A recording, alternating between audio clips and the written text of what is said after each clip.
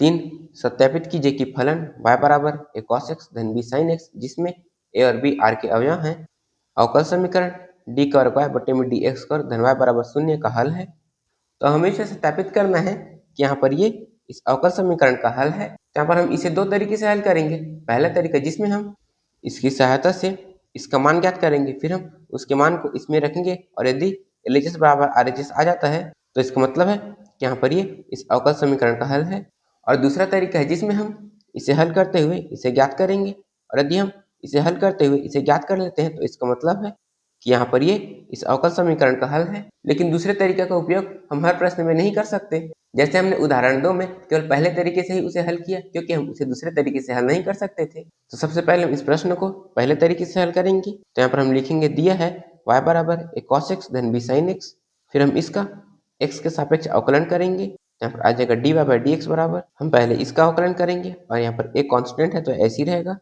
तो यहाँ पर आ जाएगा a, फिर हम cos x का अवकलन करेंगे तो वो हो जाएगा ऋण sin x और हम ऋण को सामने में लिख सकते हैं। तो यहाँ पर आ जाएगा ऋण sin x धन हम इसका अवकलन करेंगे और यहाँ पर b कांस्टेंट है तो ऐसे ही रहेगा।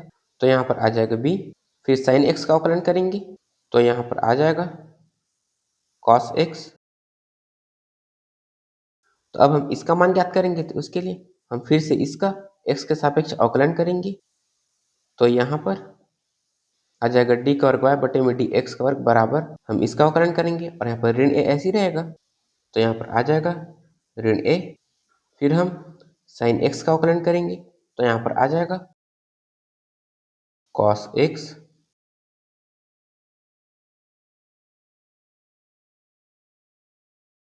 धन हम इसका अवकलन करेंगे और यहाँ पर b कांस्टेंट है तो ऐसे ही रहेगा। तो यहाँ पर आ जाएगा b, फिर हम cos x का अवकलन करेंगे तो यहाँ पर आ जाएगा ऋण sin x, फिर हम ऋण sin x का धन b में गुणा करेंगे तो यहाँ पर आ जाएगा ऋण b sin x। तो यहाँ पर हमने इसका भी मान ज्ञात कर लिया। तो अब यहाँ पर आ जाएगा LHS बराबर d का वर्ग y बटे में dx का वर्ग धन y, फिर यहाँ से बराबर हम इसमें इनका मान रखेंगे। तो यहाँ पर ये है हमारा समीकरण 1 और ये है हमारा समीकरण 2। तो पहले हम यहाँ पर इसका मान रखेंगे जो है ये, यहाँ पर आ जाएगा ऋण a cos x ऋण b sin x धन हम इसका मान रखेंगे जो है ये, यहाँ पर आ जाएगा a cos x धन b sin x और यहाँ पर हमने इसमें मान समीकरण 1 व 2 से रखा है। तो यहाँ पर आ जाएगा समीकरण 1 व 2 से, फिर यहाँ से बराबर यहाँ पर इससे ये कट जाएगा और इससे ये कट जाएगा। तो यहाँ पर इसका मान आ जाएगा 0 जो है RHS। तो यहाँ पर हमने LHS बराबर RHS ज्ञात कर लिया। तो इसका मतलब है कि यहाँ पर ये फलन इस अवकल समीकरण का हल है। तो यहाँ पर हमने पहला तरीका देख लिया। तो अब हम दूसरा तरीका देखते हैं।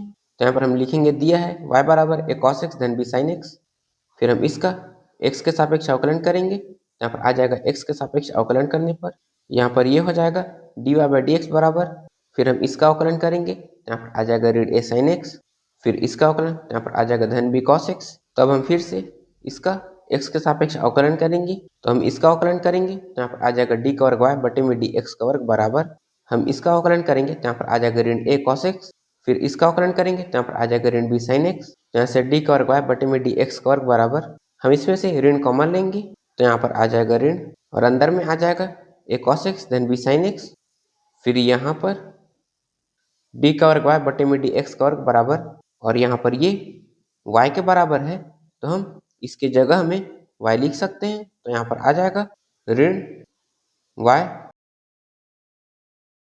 फिर यहाँ पर d का वर्ग y बटे में dx का वर्ग, हम इसे इस तरफ ले जाएंगे तो यहाँ पर आ जाएगा धन y बराबर 0। तो यहाँ पर हमने इसे हल करते हुए इसे ज्ञात कर लिया। तो इसका मतलब है कि यहाँ पर ये फलन इस अवकल समीकरण का हल है। तो हम लिखेंगे अतः फलन y बराबर a cos x धन b sin x अवकल समीकरण d का वर्ग y बटे में dx का वर्ग धन y बराबर 0 का हल है।